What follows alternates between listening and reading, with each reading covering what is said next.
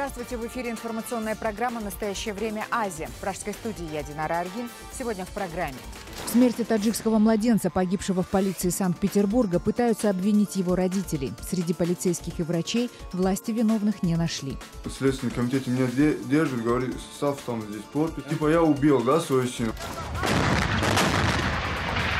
Америка и Россия втягиваются в наземную войну в Сирии. А среди населения новые жертвы авиаударов.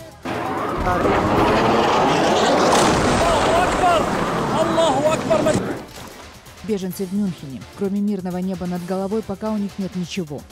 Чувствуешь себя неприкаянным, к тебе относятся как к изгою, понимаете? Военно-морской флот в горах Кыргызстана. Секреты российской торпедной базы на озере Иссык-Куль. Везде загорожено. Где раньше купались, там все закрыто. История смерти пятимесячного таджикского младенца Умарали Назарова в Петербурге получает свое продолжение. Согласно заключению российских судмедэкспертов, Умарали Назаров скончался от цитомегаловирусной инфекции. Как заявляют врачи, такая инфекция развивается не один день и способна поразить практически все жизненно важные органы. Об этом написала «Новая газета». Родители еще не видели медзаключения, но они не согласны с тем, что их сын был болен. За ситуацией следит наш специальный корреспондент Андрей Королев. В этот дом на Лермонтовском проспекте теперь не ходят люди. 13 октября отсюда увезли пятимесячного Умарали, а ночью 14-го он скончался. Почти месяц, как молодые родители пытаются понять, почему их лишили долгожданного сына. Отец мальчика Рустам оббивает пороги питерских инстанций и рискует стать обвиняемым по уголовному делу о смерти младенца. В Следственном комитете меня держит, говорит, став там здесь подпись или что-то там ставит. Отказывайся от своих показаний, да? Типа я убил, да, свою семью. Вот это вообще, я говорю, я здесь при чем? Вы скажите смерть, почему умер ребенок? Я тут при чем? 29 ноября родителям Умарали покажут свидетельство о смерти ребенка, и, возможно, тогда мать мальчика Зарина сможет покинуть Россию. Пока же она остается в Петербурге и прячется от камер. Тем временем в российской прессе появляются данные медицинских экспертиз, по своему характеру больше напоминающие хорошо организованную утечку. Логика документов сводится к тому, что пятимесячный младенец страдал цитомегаловирусной инфекцией, и смерть его была практически предрешена. Гибель мальчика через несколько часов после полицейского задержания его матери – лишь трагическое совпадение. Даже если мы проведем 50 экспертиз, со стопроцентной уверенностью, что ребенок умер от некой болезни по вине непонятно кого, это совершенно не умаляет незаконности действий, которые были совершены именно сотрудниками полиции, ФМС. Все равно произведено незаконное изъятие. Сейчас Рустам показывает фотографии сына и вспоминает, каким увидел его в морге через 5 суток после смерти. Кровь, вот здесь кровь, вот на губах, на нос и глаза вот черные. Другого щечка у него вот висит, да, вот вообще вот, а там вообще другой, не знаю, другой человек, другой ребенок. Между тем, давление на семью Назаровых оказывают не только в правоохранительных органах. Муниципальные власти идут на любые ухищрения, чтобы защитить честь полицейского мундира. Вот такие странные плакаты стали появляться на дверях квартиры Рустама и Зарины. Каждый раз говорит, чтобы мы виноваты за это смерть ребенка. Мы виноваты. 11 ноября в Петербург должен прибыть детский омбудсмен Павел Астахов. Он уже заявил, что намерен задать полицейским службам несколько вопросов, в том числе, на каком основании пятимесячный младенец оказался в полицейском участке и не был передан на руки законным представителям. Андрей Королев, «Настоящее время», Петербург. Британские СМИ назвали имя возможного организатора взрыва российского авиалайнера А-321 в Египте. Газета «Санди Таймс» утверждает, что атаку организовал ушедший в подполье бывший торговец одеждой Абу Усама Аль-Масри. По данным издания, именно по указанию Аль-Масри агент террористической организации «Провинция Синай» был внедрен в число работников аэропорта в Шарм-эль-Шейхе и подложил бомбу в багаж одного из пассажиров. Газета также сообщает, что британские власти не только подтвердили статус Аль-Масри в качестве подозреваемого, но также обещали помочь силовикам Египта и России в миссии по его захвату или устранению. Между тем, большинство мировых экспертов с 90% вероятностью говорят о взорвавшейся бомбе на борту А-321. А CNN сообщает, что информацию о том, что взрыв на борту совершили исламские экстремисты, первой получила израильская разведка, которая перехватила переговоры боевиков исламского государства. Эта информация была передана США и Великобритании. При этом Россия и Египет никакой информации от Израиля не получили. МИД России выражает свое возмущение действиями британских властей, скрывающих раскрывающими информацию, которая может пролить свет на причину авиакатастрофы в Египте. Тем временем на месте крушения российского авиалайнера на Синайском полуострове, а также в Санкт-Петербурге, куда направлялся самолет, прошли акции в честь памяти погибших в авиакатастрофе. Подробности в репортаже «Рейтер», рассказывает Артем Сторонов. На место падения пассажирского авиалайнера Airbus А321 на Синайском полуострове прибыли сотрудники МЧС России. Вместе с офицерами службы безопасности Египта они почтили память 224 человек, погибших при крушении самолета. После минуты молчания они возложили розы на останки фюзеляжа воздушного судна. То Межгосударственный авиационный комитет сообщил о предварительных результатах расшифровки записи с параметрического самописца самолета. Мы успешно загрузили и прослушали аудио с самописца. Хотя следователи еще продолжают работать над окончательной расшифровкой записи, уже можно сказать, что на последней секунде слышен громкий шум. Мы проведем спектральный анализ, чтобы установить природу этого шума. В воскресенье сотни людей пришли в Исаакиевский собор Санкт-Петербурга, чтобы почтить память погибших. После службы церковный колокол прозвенел 224 раза по количеству жертв авиакатастрофы. Собравшиеся призывали провести тщательное расследование трагедии. Надо жестко смотреть, разбираться, потому что, конечно, дело случаев всегда бывает, но начинается с мелочей. Мы сначала мелочи не замечаем, это потом как-то решится, а это все накладывается, получается вот такие серьезные трагедии. По информации британской и американской разведок, причиной падения лайнера могло быть заложенное на его борту взрывное устройство. До установления точных причин катастрофы Великобритания, Ирландия, Нидерланды, Германия и Россия объявили о прекращении авиасообщения с Египтом. Далее в программе. Беженцы в Мюнхене. Кроме мирного неба над головой, пока у них нет ничего. Чувствуешь себя неприкаянным, к тебе относятся как к изгою, понимаете? Военно-морской флот в горах Кыргызстана. Секреты российской торпедной базы на озере Иссык-Куль. Везде загорожено. Где раньше купались, там все закрыто. Глава Пентагона Эштон Картер анонсировал появление в США нового оружия, которое никто не ожидает. По его словам, для сдерживания российской агрессии Соединенные Штаты инвестируют в новые технологии и модернизируют свой ядерный потенциал. Основной упор, со слов Картера, делается на дроны, новые бомбардировщики высокой дальности, лазеры и внедрение новых систем радиоэлектронной борьбы. Говоря о новом вооружении, Эштон Картер заявил, что пока не может его описать в своем выступлении. Мы модернизируем наши боевые силы и средства, а также планы реагирования как сами по себе, так и совместно с союзниками для сдерживания российской агрессии, для уменьшения уязвимости наших союзников и партнеров. Эштон Картер в интервью ABC News также заявил, что Америка увеличит количество своих военных в Сирии. С его слов, первый опыт американских инструкторов по взаимодействию с курдскими повстанцами, сражающимися с ИГИЛ, принес очень хорошие результаты.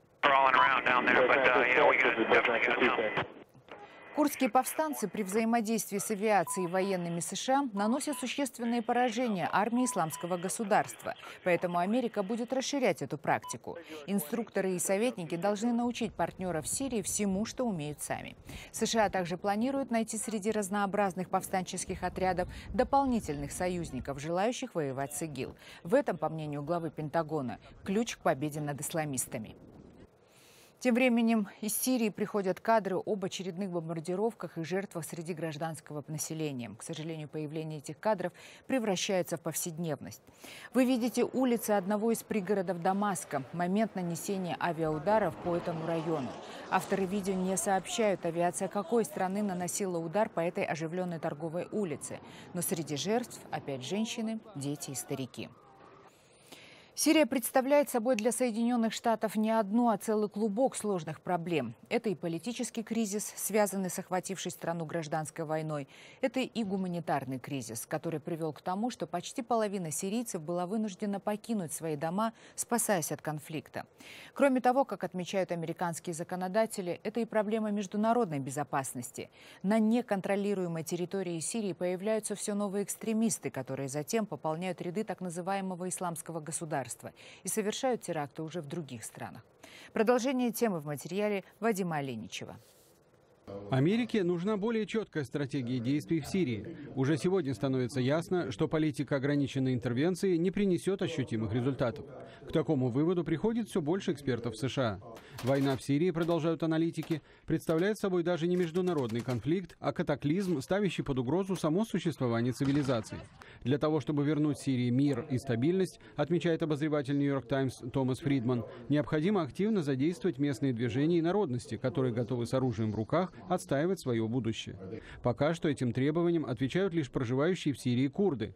Как сообщается, их вооруженные отряды сражаются с такой отвагой, что только за последний период им удалось отвоевать у ИГИЛ 17 тысяч квадратных километров сирийской территории. Позитивный эффект от американской помощи сирийским курдам заключается в том, что у курдов есть союзники в виде 5000 вооруженных арабов-суннитов на севере страны.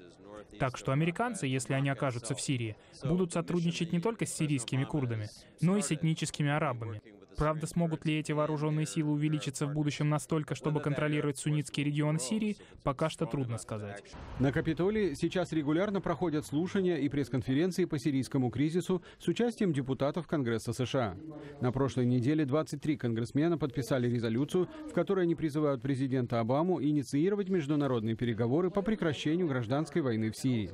В частности, лидер этого движения, демократ из штата Коннектикут Джи Хаймс, считает, что окончание кровопролития можно достичь только если вовлечь в переговоры все государства, имеющие влияние и интересы в Сирии. В этой связи особенно важной становится роль России, вооруженные силы которой воюют в Сирии на стороне Башара Асада. Как подчеркнул на днях депутат Палаты представителей Эд Ройс, российские бомбы падают не только на военные объекты, но и на сирийские города, рынки и школы. Если эти бомбардировки следствие политики Асада, то его режим, как полагают многие члены Конгресса, можно считать незаконным. Чем скорее Москва осознает это, тем скорее придет конец войне и правящему режиму. Вадим Оленичев, Андрей Дегтярев. Настоящее время. Вашингтон. Россия подписала контракт с Ираном на поставку систем ПВО С-300. Об этом сообщил в понедельник директор госкорпорации «Ростех» Сергей Чемизов. О поставках самой совершенной системы уничтожения самолетов и ракет в Иран Чемизов заявил на международном авиасалоне «Дубай Эйршоу 2015». Напомним, что первый контракт на поставку комплексов С-300 в Иран был заключен еще в 2007 году. Сумма сделки составила почти $1 миллиард. Против этого категорически возражали Израиль и США. И контракт был приостановлен после принятия резолюции ООН о санкциях против Ирана. Но в начале 2015 года, на фоне обострения противостояния с Западом из-за украинского кризиса, Владимир Путин подписал указ, разрешающий поставки в Иран зенитного комплекса С-300. Возможно, что вместо С-300 в Иран будет поставлен суперсовременный комплекс ПВО «Антей-2500», что сделает практически невозможным любые авиационные и ракетные удары по Ирану в будущем. Для многих беженцев из стран Ближнего Востока Европа остается недостижимой мечтой. Накануне министр иностранных дел Швеции сообщил, что места для них кончились, и предложил оставаться в Германии. Наш корреспондент Екатерина Кочкина узнала, на что надеются и как живут беженцы в специальных лагерях под Мюнхеном. Теплая европейская осень, маленький баварский городок Эберсберг, здание муниципальной больницы. В холле нас встречает Ола, один из сотен тысяч беженцев, оказавшихся в Германии в этом году. Ола из Нигерии. На родине он был журналистом. Я писал статьи в одной из центральных газет. Политическая ситуация в Нигерии просто безысходная. Из-за этого и из-за связанных с этим личных обстоятельств я был вынужден остаться в Германии, спасая свою жизнь. Ола едет с нами, чтобы показать, как живут беженцы в Эберсберге. По дороге мы проезжаем здание муниципалитета. Здесь бывает столько народу, все выстраиваются в дикие очереди. Это ужасно. На небольшом пустыре на краю города между спортивной площадкой и жилыми домами стоит несколько десятков контейнеров. В каждом из них живет по 3 человека. Они здесь вот уже несколько месяцев. На улице холодает, но с обогревателем в металлической коробке нечем дышать. Мы тут перемещаем мебель, ставим кровати друг на друга, делаем 2-й этаж, чтобы хоть немного места появилось, но не очень получается. Они живут от собеседования до собеседования, ждут от властей разрешения остаться в Германии и пытаются найти работу. Натар был в Нигерии электриком. У него есть образование, но в Германии он не может заниматься своим делом. Мы приехали в Германию, чтобы нас защитили, не для того, чтобы просто получать деньги. Нет, Бог сохранил нам жизнь и позволил добраться до Германии, и мы надеемся, что станет лучше. Найдется другое жилье и работа. Мы хотим работать. Мои новые знакомые почти не говорят по-немецки. Документы им помогают заполнять волонтеры. Учи Акпулу и сам был беженцем. В Мюнхен он приехал в 2003-м и добивался права на убежище 4 года. Он понимает, с чем приходится сталкиваться вновь прибывшим. Государство несет ответственность за помощь беженцам. Конечно, гражданское общество помогает. Но государство принимает законы, создает инфраструктуру, условия для того, чтобы сделать жизнь беженцев лучше. С ним согласны и большинство жителей Мюнхена. Я бы хотела, чтобы государство дало беженцам шанс самим побыть волонтерами, потому что они хотят хоть что-нибудь делать, и многие из них уже в отчаянии. Это полезно для экономики. У нас множество рабочих мест, и со временем они смогут интегрироваться. Государственная система слишком медленная. Нет никакой инфраструктуры. Им приходится жить здесь месяцами, прежде чем они могут начать искать работу. В правительстве Баварии не согласились с нами встречаться, но ответили письменно. Делают все, что могут.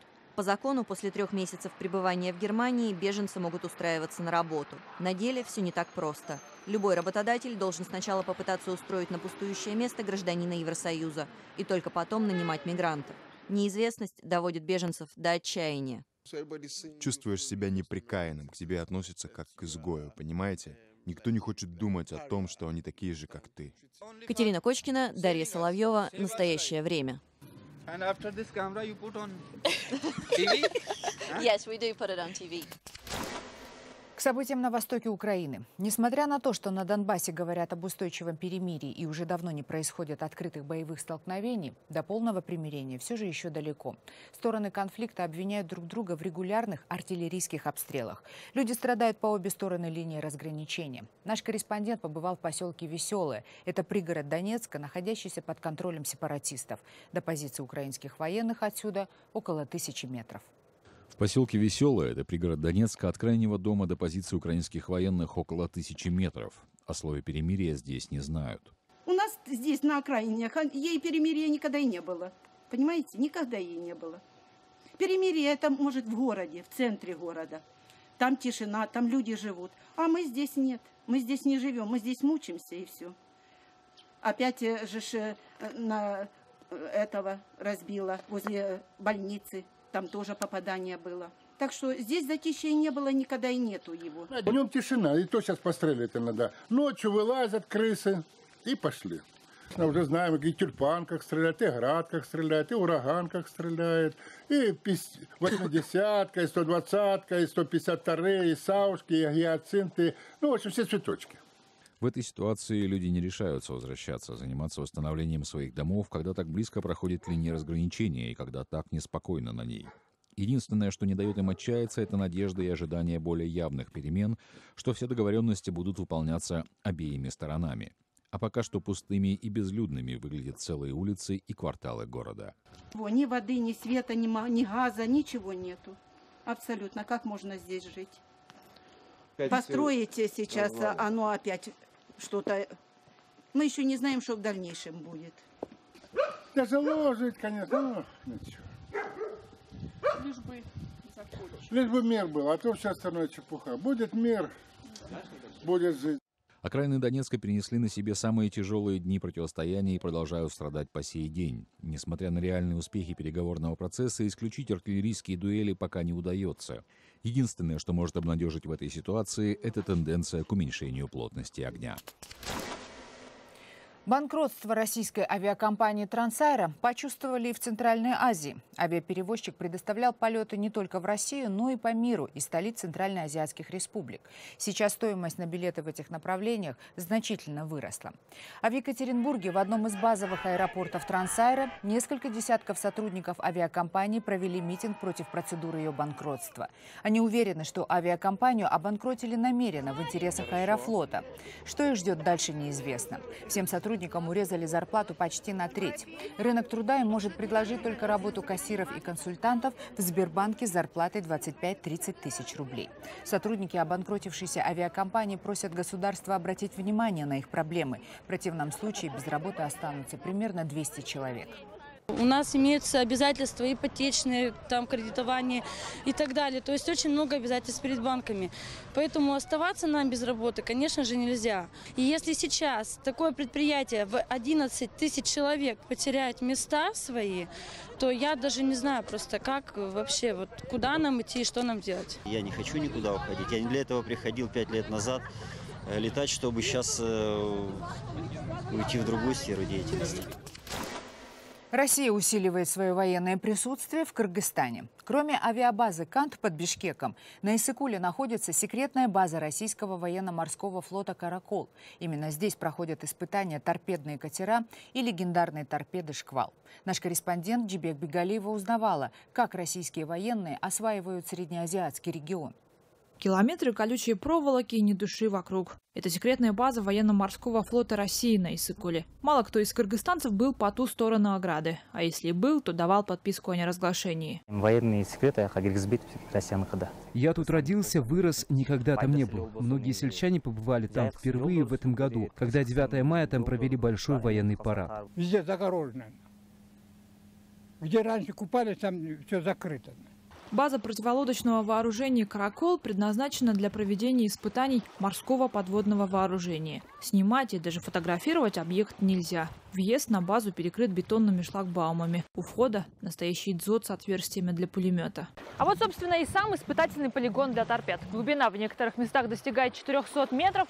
Вода соленая, прозрачная. Поэтому условия испытаний максимально приближены к тем, что были бы где-нибудь, скажем, в открытом море. Кроме всего прочего, здесь испытывали легендарный «Шквал», торпеды, от которых не может увернуться ни один надводный корабль. Какие еще опыты здесь ведутся, никто, кроме моряков, не знает. У этой базы есть и другое назначение. Там начали испытывать на этой базе после 90-го года. До этого там не испытывали. Там только другие разработки вели специальные. Как бы то ни было, в этом году российские военные в республике заметно активизировались. Впервые 9 мая ВМФ России провел на Иссык-Куле масштабный парад, или по-другому демонстрацию флага. На военно-морском языке это означает, что Кремль как бы показывает свои лидерские притязания в регионе. Хоть Иссык-Куле и внутреннее Кыргызское озеро, но все же флотилия. При этом деятельность базы власти обеих стран не комментируют. Поэтому вот уже который год экологи не могут получить ответ, насколько запуски торпед влияют на окружающую среду. Без разницы, все равно боевая начинка или не боевая, она все равно несет какую-то угрозу. Это же все-таки торпеда. Это же оружие. По словам бывшего заместителя директора завода по выпуску торпед, за много лет испытаний в озере были потеряны сотни снарядов. Они лежат там, на дне Иссык-Куля. Тем временем жители окрестных сел относятся к присутствию военных спокойно. Однако отдельные из них все же продолжают беспокоиться. Я хочу, чтобы приехали, посмотрели все, вот экологи. Страшно уже, потому что детей отпускаешь. У нас озеро уже начинается уже все глубже, глубже. Как-то она раньше была не очень. А сейчас уже с каждым годом у нас озеро уже вот это поднимается. Через 2 года Иссык-Кульская база станет частью объединенной группировки. В нее войдут 4 военных объекта. Таким образом, в скором будущем Кремль будет иметь в Кыргызстане одно из крупнейших военных формирований в регионе. Джибек Бегалиева, Азат Интымаков. Для настоящего времени из Кыргызстана. Это были все новости, о которых мы хотели вам рассказать. Читайте нас в социальных сетях и смотрите на сайте KarenTime.tv. Мы встретимся с вами завтра в это же время. Всего доброго.